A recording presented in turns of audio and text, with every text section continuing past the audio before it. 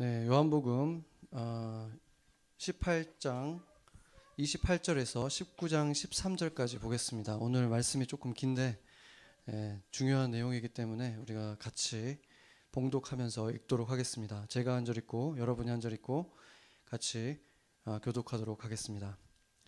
그들이 예수를 가야바에게서 관정으로 끌고 가니 새벽이라 그들은 더럽힘을 받지 아니하고 유월절 잔치를 먹고자 하여 관정에 들어가지 아니하더라.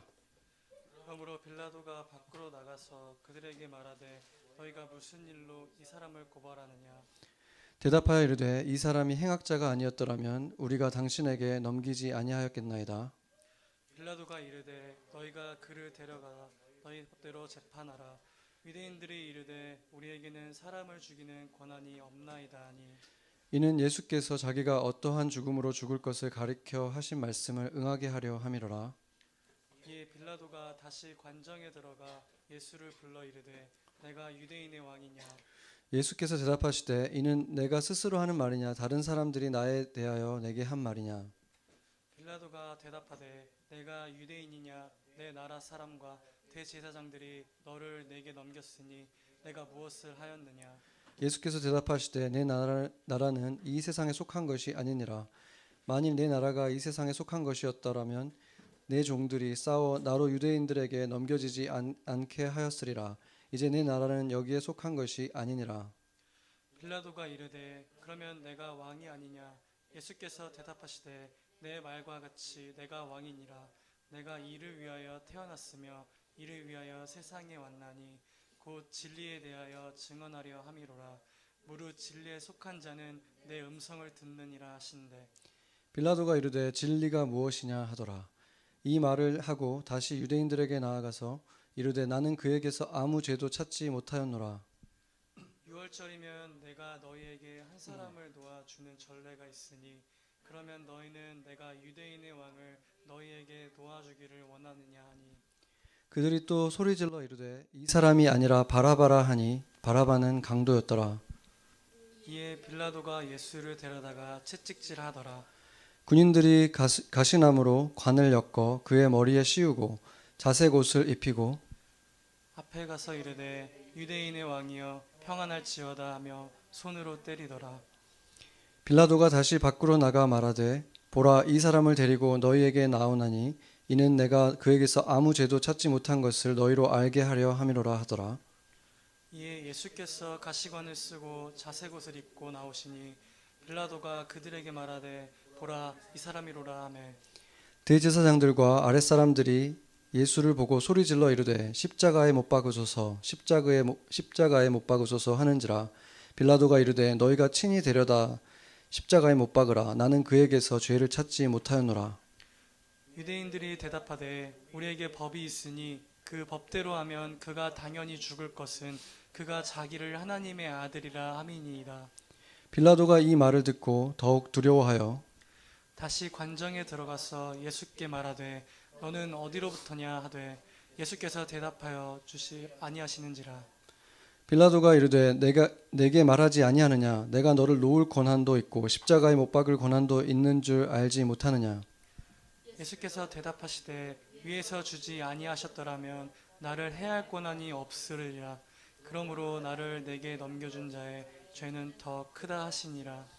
이러함으로 빌라도가 예수를 놓으려고 힘썼으나 유대인들이 소리를 질러 이르되 이 사람을 놓으면 가이사의 충신이 아니니이다. 무릇 자기를 왕이라 하는 자는 가이사를 반역하는 것이니이다. 빌라도가 이 말을 듣고 예수를 끌고 나가서 도를간들에 있는 재판석에 앉아 있더라. 아멘. 네, 아주 긴 본문이긴 한데 우리가 믿는 것의 어떤 중심이 되는 내용이기 때문에 예수님께서 그 빌라도에게 또 유대인들에게 억울한 재판을 받는 장면이죠. 우리가 이 성경을 보면은 이 성경책처럼 이 역사상 가장 많은 도전을 받은 책이 없었습니다. 물론 성경 자체가 올타임 베스트셀러였기 때문에 도전을 많이 받은 면도 있겠지만 성경이 특히나 많은 도전을 받게 된 이유는 성경은 이것이 오류가 조금도 없는 완벽한 진리라고 주장하기 때문입니다. 그렇기 때문에 조금만 진리가 아니라는 것이 밝혀지면 다른 것들이 같이 무너져 내리기 때문에 공격을 받게 되는 것이죠. 그 대표적인 도전 중에 하나가 바로 본디오 빌라도에 대한 것입니다. 십자가에 못 박은 그것을 실제로 시행했던 사람이 본디오 빌라도인데, 그 사람이 실존하지 않았다면 다른 내용들도 다 신빙성을 잃어버리게 되기 때문에 그것에 대해서 도전을 하는 것이죠. 그 이름은 복음서에 몇 차례 분명하게 그 성과 이름이 다 등장하고 있고, 그때 당시에 로마가 문서가 굉장히 발달되어 있었고 많은 서신들이 오갔던 때이기 때문에 이 사람이 실존 인물이었다면 분명히 어떤 문서적인 거라든지 그 고고학적인 증거가 분명히 있어야 되는데 오랫동안 발견되지 않았기 때문에 또 도전을 받은 것입니다. 그런데 1961년 고고학자들에 의해서 빌라도라는 이름이 새겨진 돌 비문이 발견이 됐습니다. 빌라도가 이제 그 로마식 발음으로는 필라투스인데, 그 필라투스라는 그 돌 비문이 발견이 된 거죠. 그렇기 때문에 이 사람이 유대 지방에 공식적으로 파견된 로마의 고위급 장교였다는 사실을 누구도 부인할 수 없는 증거가 발견된 것입니다. 그렇기 때문에 그 증거가 없었지만 수천 년 동안 예수님의 이 사실을 믿어왔던, 성경이 사실이라고 믿었기 때문에 고고학적인 증거가 없었지만 빌라도라는 사람이 실존 인물이라고 믿어왔던 그리스도인들은 옳았던 것이고, 그것이 아니라고 주장했던 사람들은 오히려 틀렸던 것입니다. 그러니까 그리스도인들에게는 아주 통쾌한 소식이었던 거죠. 그리고 2018년에 타임즈 오브 이스라엘에서, 이 신문에서 본디오 빌라도가 실존했다는 또 다른 유적이 발견됐다고 발표했습니다. 이스라엘 발굴 협회주에서 게시된 증거는 반지였는데, 그 반지가 처음 발견된 거는 1969년이었는데 최근 들어서 2018년쯤에 이제 그 복원이 완료가 된 거예요. 복원을 이제 했는데 다른 많은 유적들과 발견됐기 때문에 그게 이제 좀 늦게 된 것 같아요. 그런데 그걸 이제 깨끗하게 이제 씻어낸 거죠. 반지니까. 그걸 해봤더니 거기에 빌라도의 것이다라는 그 글씨가 써 있었던 거예요. 필라투스라는 것이 또 써 있었다는 것입니다. 이처럼 성경의 기록이 진리라고 믿어왔던, 고고학적인 증거 때문이 아니라 그냥 성경을 믿기 때문에 그 사실을 믿어왔던 그리스도인들은 또 한 번 옳았다는 것이 밝혀진 것입니다. 이뿐만이 아니라 지금 이 수천 년간 계속해서 도전을 받아왔고, 성경에서 어떤 고고학 증거가 발견될 때마다, 심지어 과학적인 증거가 발견될 때마다 성경이 옳았다는 것은 점점 더 확고해져 왔다는 것입니다. 그래서 지금 신문도 믿기 어렵고 뉴스도 신빙성을 잃어가고 어떤 사회 지도자들 말도 갸웃거리게 되는, 이런 어떠한 것도 진정한 진리가 있는가 의심하게 되는 불안이 가득한 이런 시대에 흔들리지 않는 반석과 같은 진리가 있다라고 믿는 그리스도인들에게는 세상 사람들이 갖지 못하는 평안이 주어지는 것입니다. 저희도 한번 생각해 보세요. 2020년, 2021년 이제 우리가 이제 막 시작했는데 그 1년이라는 시간 동안에 우리가 하나님의 말씀이 없었다면, 나에게 이것을 믿는 신앙이 없었다면 얼마나 더 불안했을지, 도대체 몇 배가 더 불안했을지 한번 생각을 해보세요. 우리도 흔들릴 때가 있지만 다시 말씀을 볼 때, 다시 예배 드릴 때 다시 평안이 찾아오고, 그렇지, 하나님이 나와 함께 하시지, 하나님이 나를 사랑하시지, 주님이 나에게 약속하셨지, 이걸 할 때마다 다시 세상이 경험할 수 없는 그 평안이 주어지잖아요. 왜냐하면 세상에서 떠들어대는 일이라든지 내가 눈으로 보는 이것보다 더 분명한 진리가 여기에 있다는 걸 우리가 믿기 때문에 그럴 수 있는 것입니다. 아멘. 그렇기 때문에 우리에게는 그런 축복이 이미 있다는 거예요. 성경은 항상 옳았고 앞으로도 옳을 것입니다. 아멘. 과학이 발달할수록, 고고학 자료가 또 발견될수록 성경이 옳았다는 사실이 더 드러날 것이고 확고해질 것입니다. 그래서 결국에는 증거를 보기 전에 믿었던, 말씀이 진리라고 믿었던 사람들, 그리스도인들이 결국에는 가장 지혜로운 사람들이 되는 것입니다.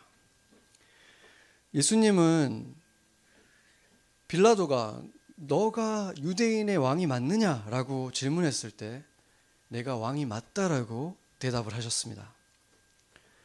유대인이라는 말은 원래 유다 사람이라는 뜻이죠. 유다 사람.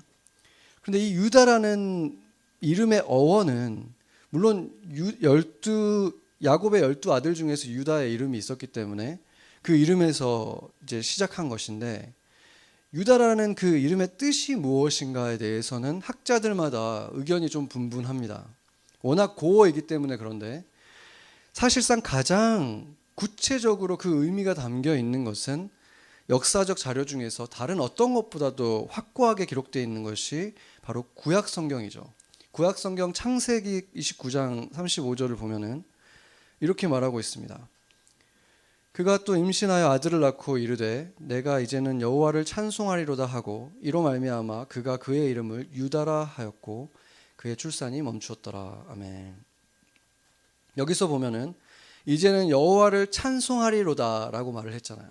찬송하리로다라는 이 단어가 오데라는 단어를 썼는데, 이 오데라는 단어가 사실은 영어로 뜻하자면은 이 praise나 thank하고 가까워요. 그러니까 감사하다나 칭찬하다라는 뜻이 praise죠. 이 두 의미에 더 가깝습니다. 그래서 노래한다는 의미도 있지만 이 두 의미가 포함된 노래를 하는 것을 말하는 거거든요. 그래서 영어로도 praise라고 하면은 단순히 칭찬하다는 말로도 쓸 수 있지만, 우리가 하나님을 praise 한다라고 말을 할 때는 하나님을 칭송하는 거잖아요. 칭찬하면서 감사하면서 노래하는 것을 말하는 거죠. 그래서 여호와를 찬송한다라는 그 두 가지 단어가 합쳐져서 만들어진 게 바로 유다인 거예요. 그래서 정리를 해보면, 풀어서 정리를 해보면 어떤 의미가 됩니까? 여호와를 칭찬하고 감사하고 그것을 노래한다. 이것이 바로 유다의 의미인 것입니다. 그렇다면은 유대인의 왕이라는 뜻이 무엇입니까? 유대인의 왕이라는 뜻은 여호와를 칭찬하고 감사하며 그것을 노래하는 사람들의 왕이라는 뜻인 것입니다. 아멘. 그래서 이사야서에서도 내가 이 백성을 나를 위해서 지었는데 어떤 목적으로 지었다고 했습니까? 나를 찬송하게 하려고 지었다, 이렇게 말씀하셨잖아요. 근데 그 의미를 시편에서 보면은 또 이렇게 말하고 있어요. 시편 105편 1절을 보면 여호와께 감사하고 그의 이름을 불러 아뢰며 그가 하는 일을 만민 중에 알게 할지어다. 아멘. 이게 바로 여호와를 찬송하는 것과 똑같은 거예요. 여호와께 감사하면서 그의 이름을 불러서 나 혼자 그냥 혼자 부르는 게 아니라 만민들에게 그 이름을 노래하는, 그것을 한다는 거죠. 그것을 하라, 이렇게 말하고 있는 거죠. 그렇기 때문에 유대인들은 바로 이것을 위해서 지어졌고 그것이 그들의 존재의 목적이다라고 지금 시편이 말하고 있는 것입니다. 그러니까 예수님은 바로 그런 자들의 왕이라고 말하는 거예요. 혈통이 아니라 영적인 유대인들, 바로 그 일을 하는 사람들의 왕이다. 왜냐하면 유다도 사실상 이스라엘 사람 전체를 지금 유대인이라고 부르잖아요. 유다 족속만 유대인이라고 부르지 않잖아요. 그거는 이미 유다 혈통만을 말하는 게 아니라는 것을 이미 말하고 있는 거예요. 그렇기 때문에 혈통이 아니라 하나님을 칭찬하고 감사하며 그것을 만천하에 노래하는 사람들이 왕으로 삼고 경배하는 그 사람들이, 그 왕이 바로 예수님이시다, 이런 의미인 것입니다.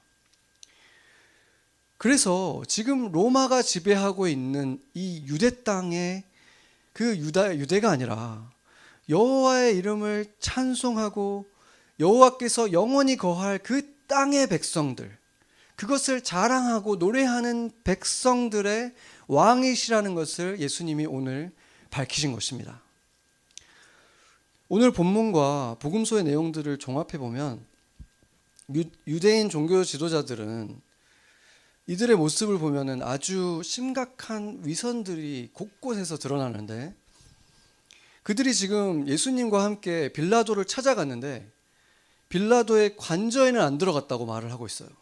왜 안 들어갔다라고 말하냐면 유월절 기간이 아직 안 끝났기 때문에 자신들을 더럽히지 않기 위해서 그 음식을 먹으려면 자기가 그 이방인들의 그 집에 들어가면 안 되기 때문에 지금 그래서 안 들어갔다 이렇게 말을 하고 있는데, 이게 얼마나 위선적입니까? 그렇다면 그 이방인을 만나지도 말았어야 되잖아요. 이방인 중에서도 이방인의 그 대장격인 유상 숭배자인 빌라도를 만났을 뿐이 아니라 그 전에 이미 자기들의 집에 로마의 천부장이 들어와 있었고 군인들이 다 들어와 있었잖아. 이미 다 디파일 된 거예요.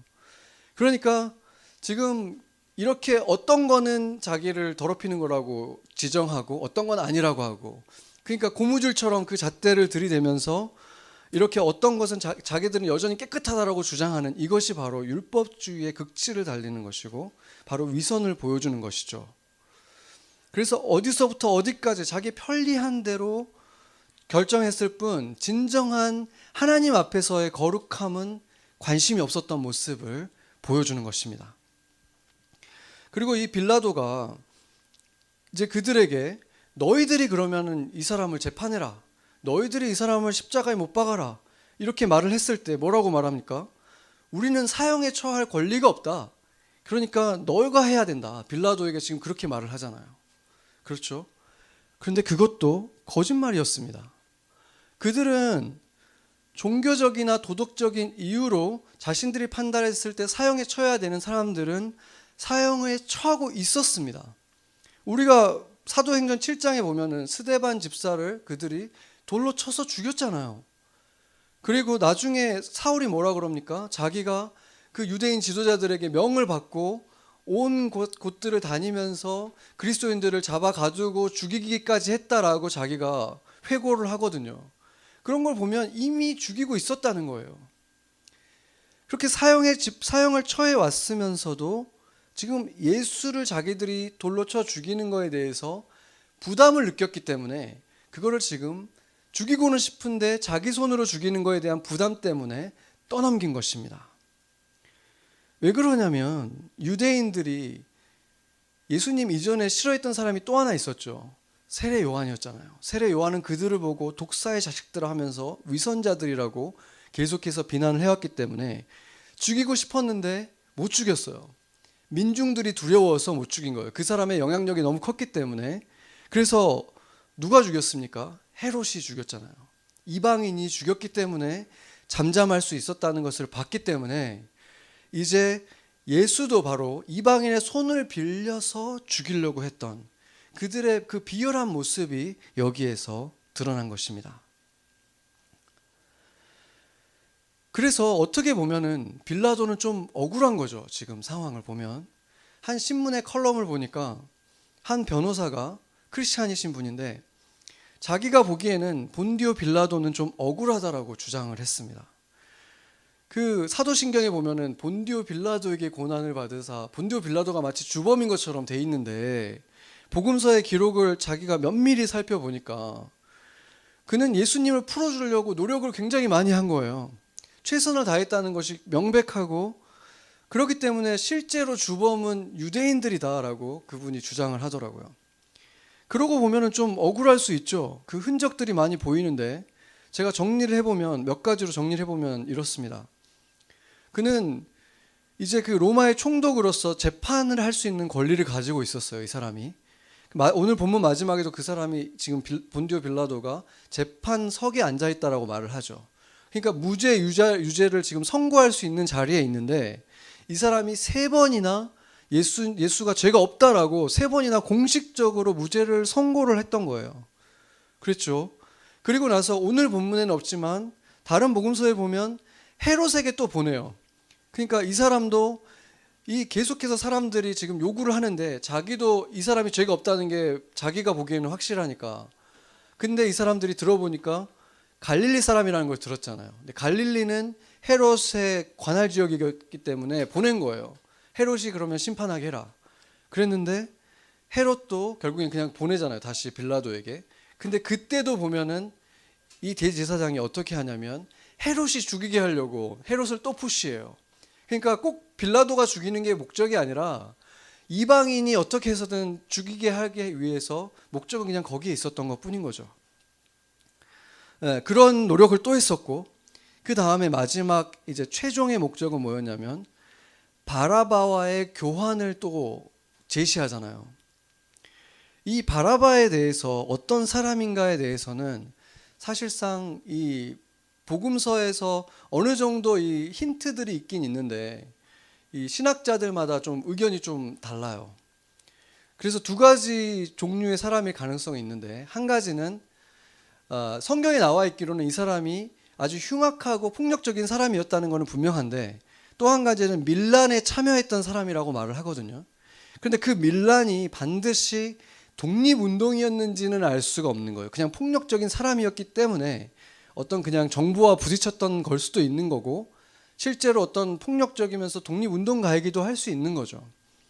그런데 그 사람이 어떤 사람이었든지 간에 확실한 것은 사람들이 절대로 원하지 않는 사람이었다는 거예요.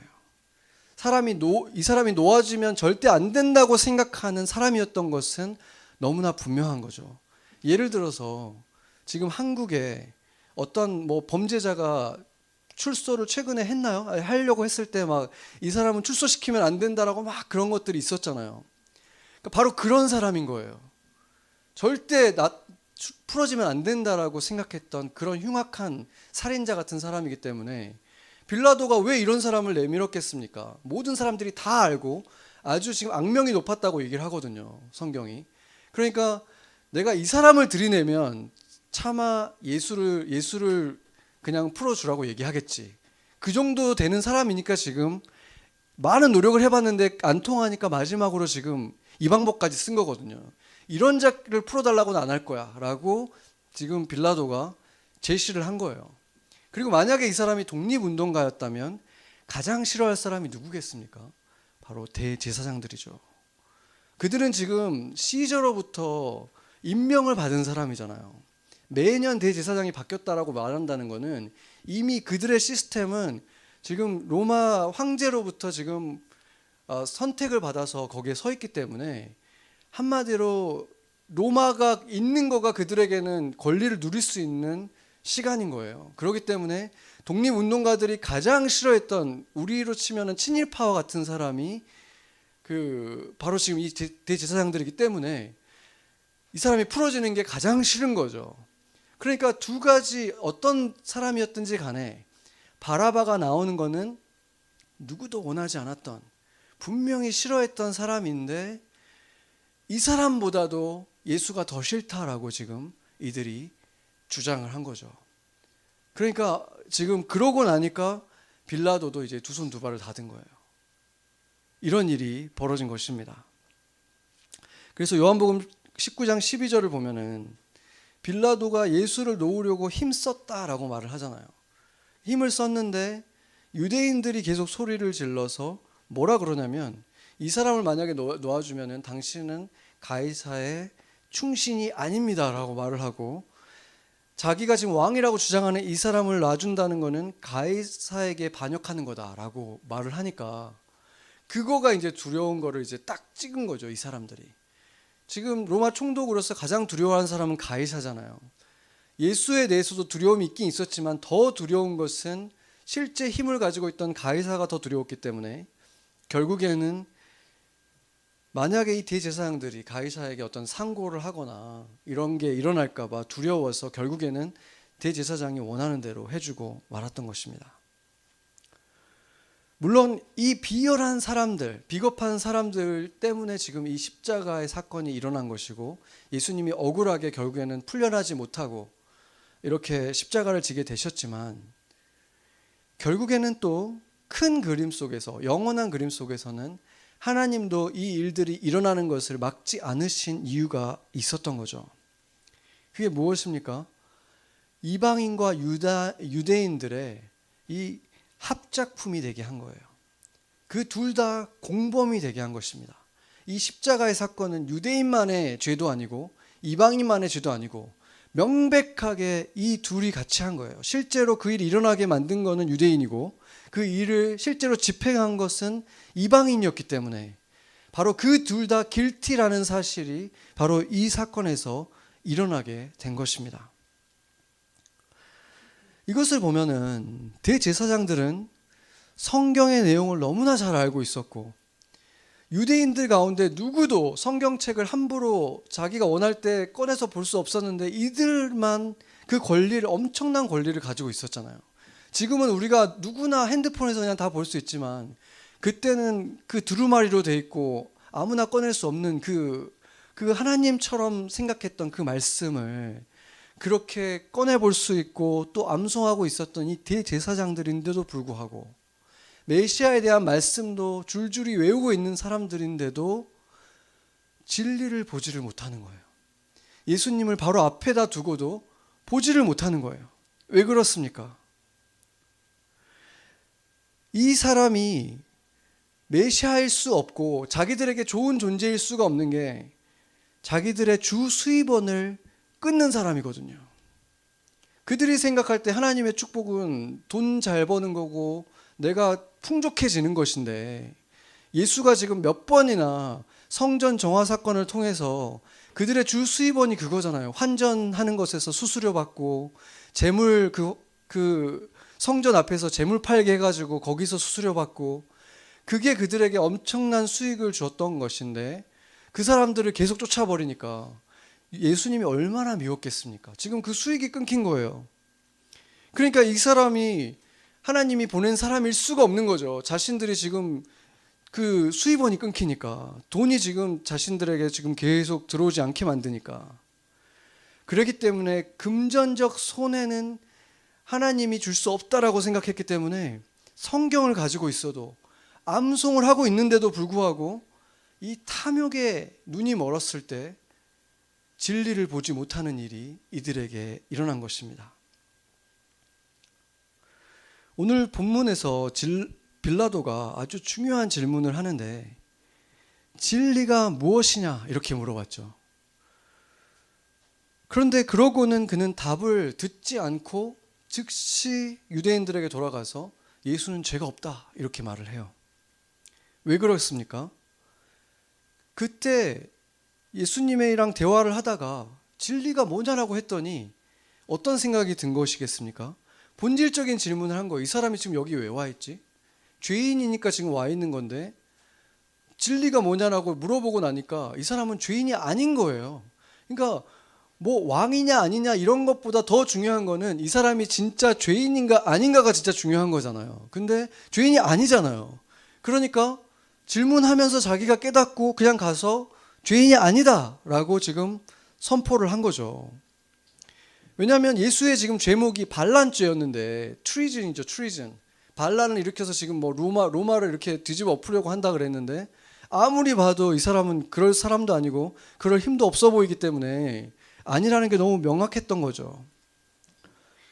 그러니까 유대교의 어떤 최고의 수장이었던 대제사장들은 진리를 보지 못하는데 오히려 이 빌라도는 깊은 진리까지는 아니었더라도 예수님이 죄인이 아니라는 진리까지는 보게 됐다는 것입니다. 그런데 이 진리가 무엇이냐라는 이 빌라도의 질문은 단지 지금 예수님이 죄인인가 아닌가를 넘어서는 것까지 생각하게 만들죠. 왜냐하면 예수님이 답하셨을 때 진리 안에 있는 자들은 내 말을 듣는다고 했기 때문에 더 깊은 진리를 지금 얘기하고 있는 거예요. 그래서 동서를 막론하고 역사상 가장 지혜롭다고 하는 자들, 뭐 4대 성인이라고 하는 분들, 예수님도 물론 세상 사람들이 볼 때는 4대 성인 중에 하나인데 이 지혜자들이 바로 이 질문을 가지고 씨름했던 사람들인 거예요. 진리란 무엇인가? 그 델포이 신전에 적혀 있다는 너 자신을 알라 이 말을 굉장히 많이 인용했다는 사람이 누구죠? 소크라테스죠. 그래서 이 문장이 그렇게 유명해진 이유도 너 자신을 알라 이렇게 들으면 뭔가가 이렇게 가슴을 치는 뭔가 이 소리가 되는 거예요. 왜냐하면 너 자신에 대한 진리도 모르면서 감히 진리에 대해서 논하려고 하느냐라는 이런 어떻게 보면 약간 sarcastic한 질문인 거거든요. 이 소크라테스가 이것에 대해서 많이 얘기를 하면서 평소에 이렇게 말했다고 하죠. 나는 아무것도 모른다. 다만 내가 모른다는 것만 안다. 이렇게 말했다고 하잖아요. 그러니까 그는 사실상 인간의 한계에 대해서 진리를 추구해야 되지만 한계가 있다라는 거에 대해서 인정을 한 거예요. 그러니까 지혜가 있고 높이 가다 보면은 그거를 만나게 된다는 거죠. 결국에 인간은 다달할 수 없는구나. 그래서 그가 그 누명을 쓰고 이제 사형 선고를 받게 될 때 이렇게 말했다고 하죠. 사형 선고를 내린 재판관과 배심원들은 살 것이고 나는 죽는다. 하지만 어느 쪽이 옳은가는 신만이 알 수 있다. 이렇게 말을 했다고 합니다. 그러니까 진리를 추구했지만 결국에는 아무리 지혜로운 사람도 그 가장 높은 곳에 있는 사람도 그 진리를 완전히 알 수 없고 진짜 진리는 하나님만이 아신다라고 그는 선포를 한 것입니다. 그와 함께 또 다른 4대 성인, 우리 동양 사람들에게 너무나 많이 알려진 공자도 이렇게 말을 했다고 합니다. 신의 존재와 그의 역사가 증명이 어렵고 이해할 수 없는 범위에 있기 때문에 인간은 무지를 인정하는 것이 현명하다. 그러니 사람의 지혜와 힘으로 불가능한 게 없다고 생각하는 것은 오만이며 도달할 수 없는 신의 지점을 인정하고 겸허해져야만 한다라고 말을 했다고 합니다. 그러니까 만물을 창조한 위대한 신이 정말로 존재한다면 내 몸 안에서 지금 무슨 일이 일어나고 있는지도 이해하지 못하는 인간이, 그것도 지금 미지의 세계잖아요. 지금 작은 이 우주에 비하면 너무나 작은 나 하나도 이해를 못하면서 신에 대해서 안다고 얘기할 수 있다는 것은 얼마나 오만한 것입니까? 그래서 지혜가 있다면 소크라테스나 공자처럼 그 사실을 인정할 수밖에 없는 거예요. 나는 신에 대해서 알 수 없다. 알 수 없다는 사실만 나는 안다. 이렇게 해야 되는 것이죠. 그래서 인간이 신을 이해할 수 있는 유일한 방법은 신이 인간에게 인간의 언어로 인간 수준에 맞게 말해줄 때, 알려줄 때만 알 수 있는 거예요. 그것을 계시라고 하는 것입니다. 신이 인간에게 자신에 대해서 알려주기 위해서 인간의 언어로 선물해 주신 그것이 바로 우리가 보는 성경인 것입니다. 이 성경에는 그래서 인간은 무엇인지, 인간이란 존재가 어떤 존재인지, 하나님은 어떤 분인지, 온 세상과 인간에 대해서 어떻게 창조되었는지 그것에 대해서 알려주는 그 본질적인 진리에 대해서 얘기하고 있는 것입니다. 그 첫 번째 책의 시작이 이렇게 시작하잖아요. 태초에 하나님이 천지를 창조하시니라. 아멘. 이 말이 얼마나 위대한 말입니까? 태초 전에 하나님이 계셨다는 것이고 하나님이 천지, 세상의 모든 것을 다 지으셨다. 지금 이 말을 하는 거예요. 세상은 원래부터 있었고 계속 똑같이 있는 것이다. 이런 게 아니라 그냥 무작위로 그냥 이렇게 우연히 생겨난 것이 아니라 신에 의해서 그 무한한 지혜로 온 세상과 그 안에 있는 모든 것들을 직접 디자인하셨고 창조하셨다. 이렇게 말하는 거예요. 그 모든 것의 시작이 바로 첫 번째 진리일 수밖에 없는 것입니다. 그리고 그 하나님께서 그 모든 것을 지으시고 나서 나와 함께 이 모든 것들을 누리고 다스리자 하면서 같이 다스릴 자녀로서 사랑하기 위해서 우리를 지으셨다는 것. 다른 것들도 다 지었지만 우리를 지었을 때만 그분의 형상으로 지었다 그러거든요. 그러니까 신의 형상을 나눠 가진 유일한 창조물, 그러니까 자녀인 거죠. 그것이 바로 인간에 대한 첫 번째 진리가 되는 것입니다.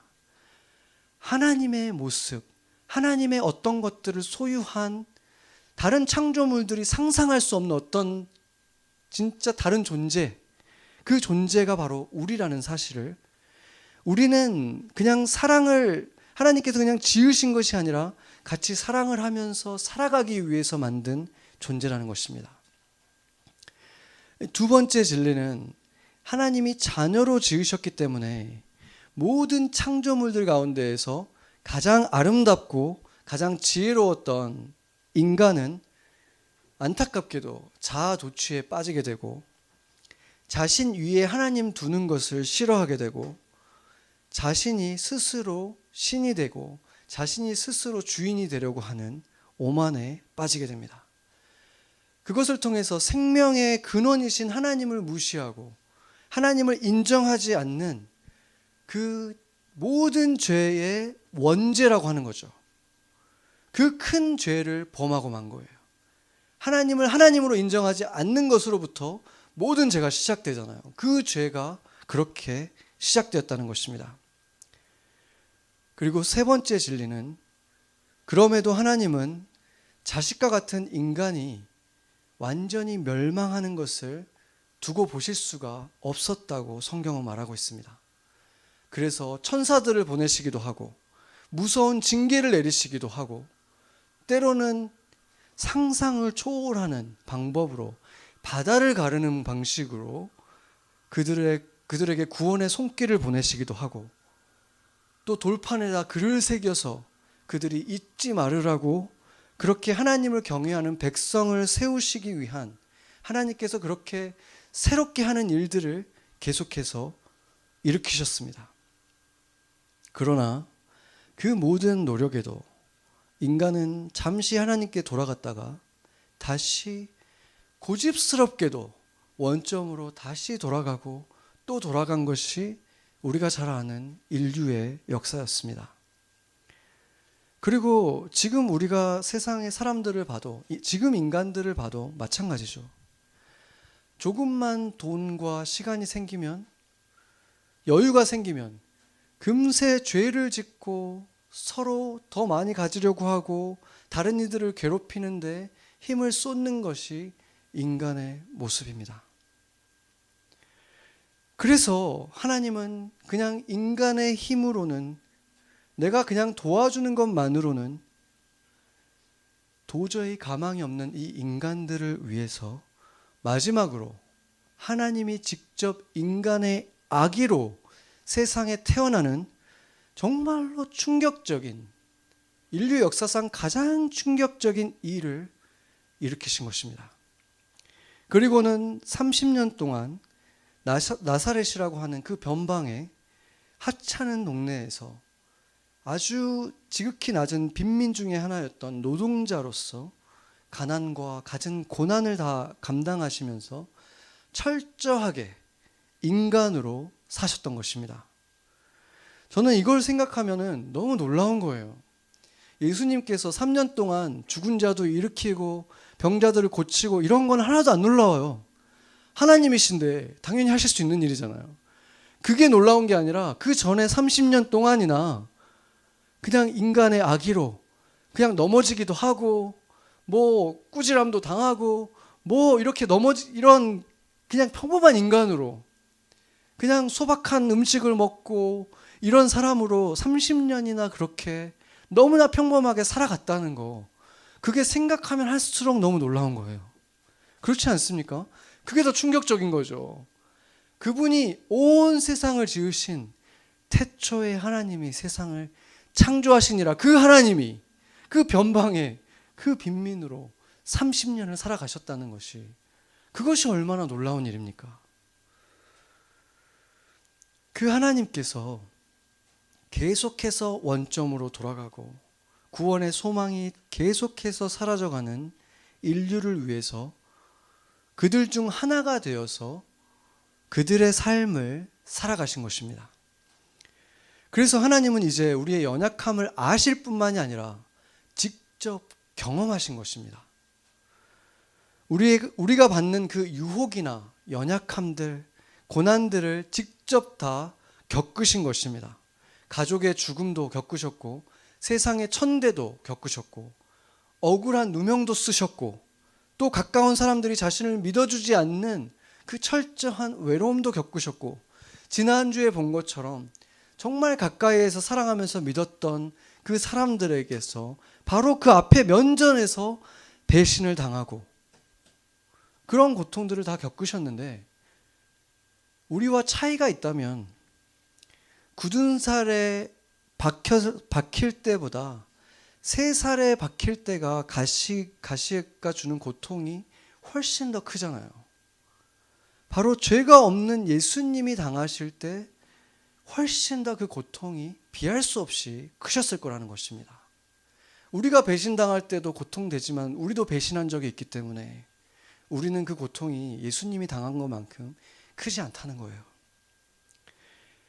그렇게 예수님께서는, 그 3살 같은 예수님께서 사람들의 빈정거림을 당하고 배신을 당하고 탐욕과 멸시와 이 모든 것들을 당했을 때 예수님이 받으신 충격과 고통은 우리가 경험한 것과는 비교할 수가 없는 것입니다.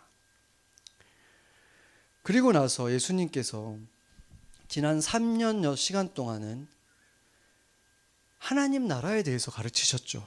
기적들을 일으키신 거 말고 가르치신 것은 한마디로 정의하자면 하나님 나라를 가르치셨는데, 뭐라고 가르치셨습니까?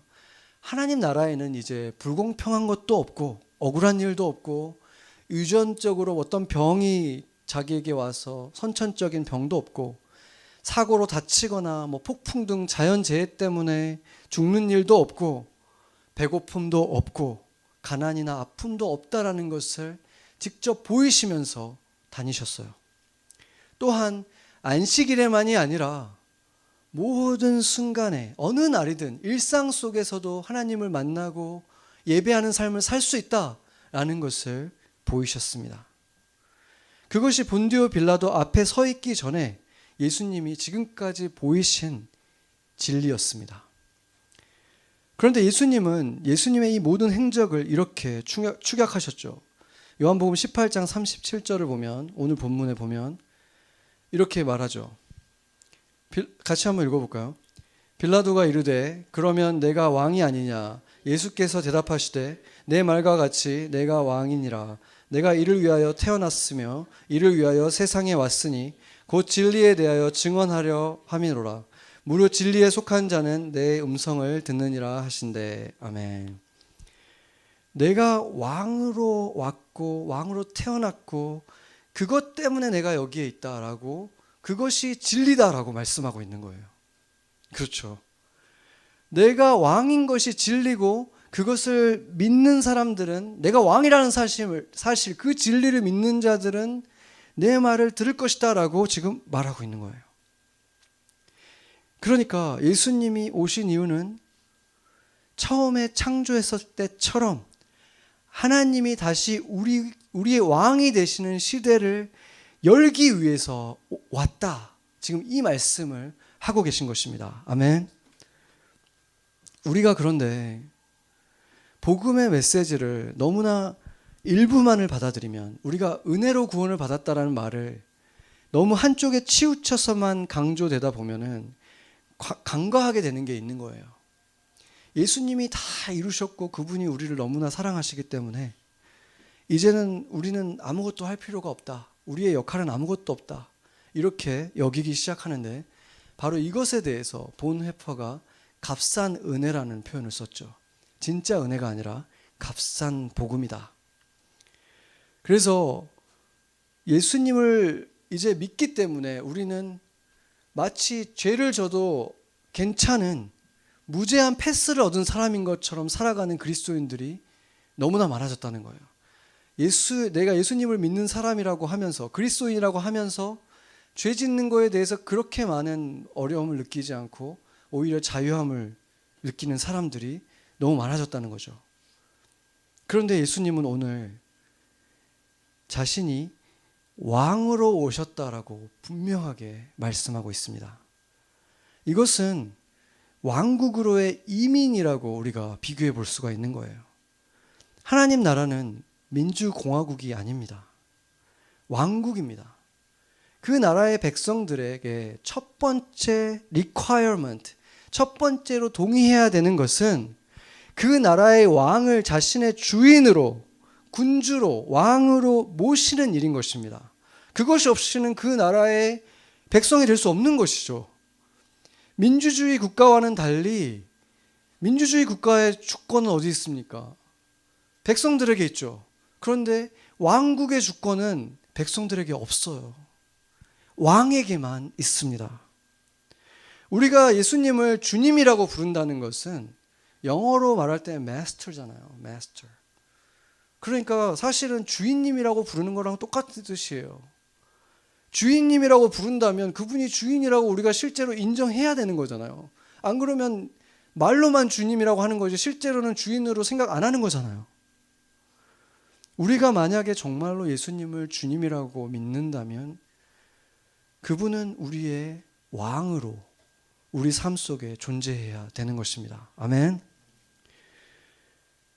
주님께서 아까 이렇게 말씀하셨잖아요.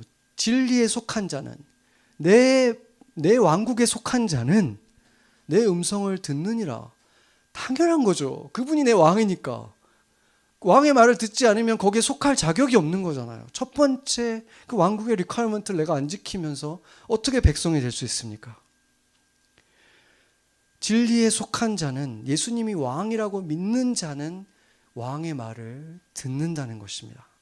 귀로 듣는다는 말이 아니라 왕의 말에 순종한다는 뜻인 것입니다. 예전에 제가 감 믿기 시작한 어떤 분과 대화를 하는데 그분이 이제 어떤 직장을 옮기고 하는 그 과정 속에서 같이 잘 안 열리는 거예요. 어떤 그 직장에서 힘든 일이 있어서 옮기고 싶은데 그게 잘 안 돼서 저랑 같이 계속 이제 기도를 했는데 충분히 열릴 것 같은데 안 되는 거예요. 모든 스펙이나 이런 게 다 되고 분명히 돼야 되는데 자꾸 막히는 것을 경험하면서 우리가 이제 막 되게 열심히 기도를 했어요. 같이 막 모여서 기도도 하고 막 했는데 그러고 나서 결국에 열려서 정말 좋은 곳으로 가게 됐어요. 신분도 해결되게 되고 막 너무 감사하게 결국에는 됐는데 그때 그분이 나한테 그런 얘기를 하는 거예요. 사실상 감사하긴 한데 자기가 지금 봤을 때는 그 길이 원래도 충분히 열렸어야 되는 일인데 안 열리다가 자기가 정말 진짜 마지막에 어떤 그 궁지에 몰려가지고 벼랑 끝에 선 것처럼 진짜 거의 금식하면서 기도를 하니까 그리고 주변 사람들한테 다 기도해 주세요 하면서 기도를 하니까 그게 열리더라는 거예요. 예전에는 그냥 예수님 안 믿을 때는 그냥 충분히 될 수 있는 일인데 오히려 예수님을 믿으니까 이런 거 하나하나 다 허락받고 기도해야만 되는 것 같다면서 약간 푸념 섞인 얘기를 이렇게 하는 거예요. 그런데 사실은 저도 그런 것들을 되게 많이 경험하게 됐거든요. 예수님을 믿고 나서. 그러면서 그때 제가 깨닫게 된 게 나에게는 이제 이런 것들을 허락받아야 되는 분이 계시는구나. 나한테 보스가 계시는구나. 이런 생각을 하게 된 거죠. 그런데 그분이 계신 게 행복한 거죠. 행복한 거예요. 우리가 허락받아야 되는 존재가 있는 거가 우리가 왕에게 허락을 구하지만 결국에는 주님께서 허락해 주시고 그 길을 열어주시고 살아간다면 그것은 이제 우리의 책임이 아니라 이제 왕의 책임이 된 거잖아요. 왕께서 인도하시는 길이라는 것이 컨펌이 된 거잖아요. 우리를 책임지시는 분이 그 길에 함께 하신다는 것이 되기 때문에 행복한 거죠. 그것을 믿지 않았다면 우리가 지난 1년 동안 얼마나 힘들었을지 우리가 생각해 본 것처럼 주님이 함께 하신다는 그 평강은 얼마를 주고 살 수 있는 것입니까? 마치 아빠가 그 물 안에 같이 있으면 자기가 키가 닿지 않는 곳에서도 수영이 능숙하지 않아도 아이들이 잠수를 해서 막 그냥 웃으면서 막 놀 수 있잖아요. 무슨 일 있으면 아빠가 금방 올 거니까.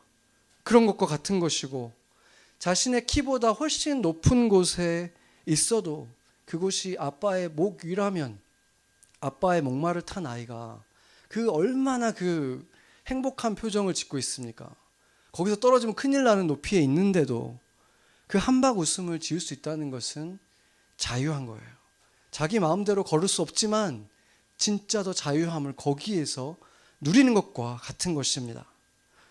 그래서 예수님에게 매이면 모든 것으로부터 자유해지지만 예수님에게 매이지 않으면 자유한 것 같지만 결국에는 세상 모든 것들의 눈치를 보면서 다 생각해 보면서 계산하면서 살아야 되는 세상 모든 것들의 노예로 결국에는 살아가게 되는 것입니다.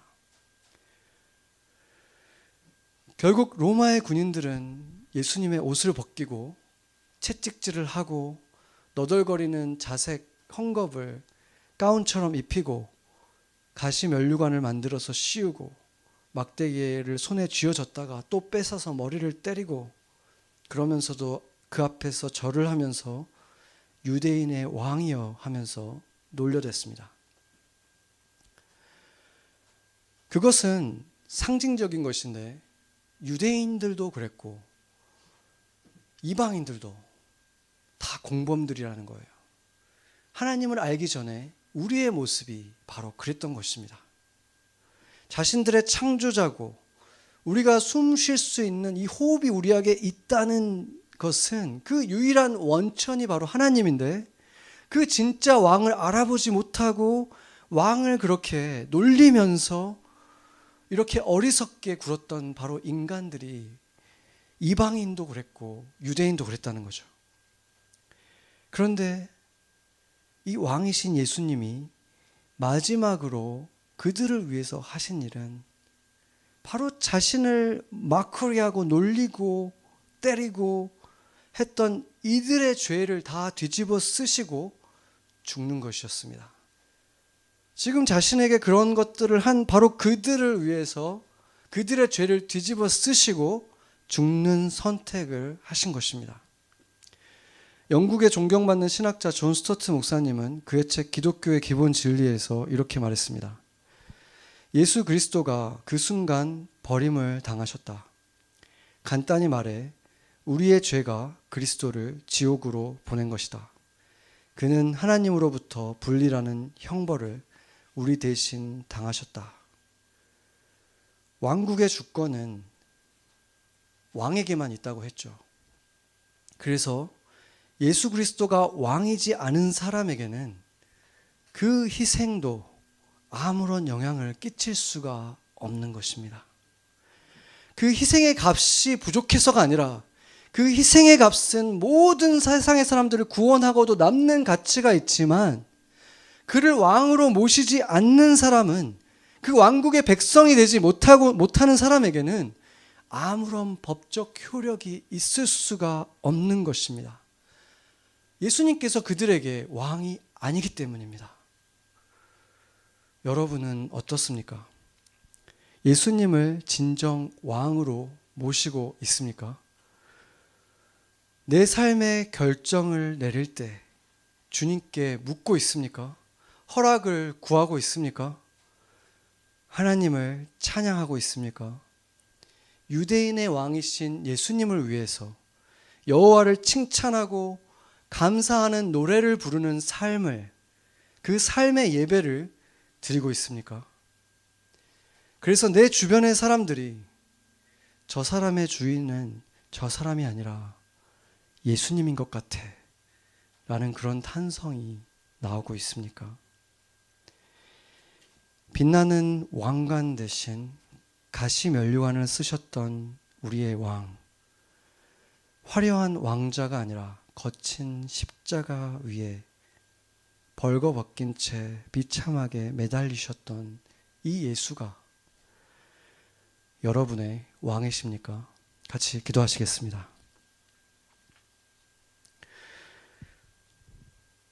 여호와를 경외함이 지혜의 근본이라. 그의 계명을 지키는 자는 다 훌륭한 지각을 가진 자이니 여호와를 찬양함이 영원히 계속되리로다. 아멘. 주님, 우리는 예수님을 주님이라고 부르면서 내가 주인 노릇을 얼마나 많이 하였는지 모릅니다. 주님이 값을 주고 사셨기 때문에 내 것은 아무것도 없는데 몸도 내 것처럼, 돈도 내 것처럼, 시간도 내 것처럼 내 마음대로 살았음에도 은혜로 살고 있었습니다. 그러나 삶으로 예수님을 찬양하는 백성으로 우리의 왕이신 예수님의 이름을 노래하며 그의 뜻을 묻고 따르는 삶을 지금부터 영원히 살아가길 원합니다. 내가 주인 행세할 때가 아니라 예수님이 주인이실 때 우리가 진정한 자유를 얻는다는 것을 기억하고 그 진리 속에서 살아가도록 도와주시옵소서. 일상에서 여호와를 찬양하고 감사하며 노래하는 길을 보이시며 주님께서 그 길을 구체적으로 보이실 때 우리가 왕이 명령하신 것에 백성으로서 순종하며 따르겠습니다. 우리의 칭찬과 감사와 찬양받기에 합당하신 왕이신 예수님의 이름으로 기도합니다. 아멘.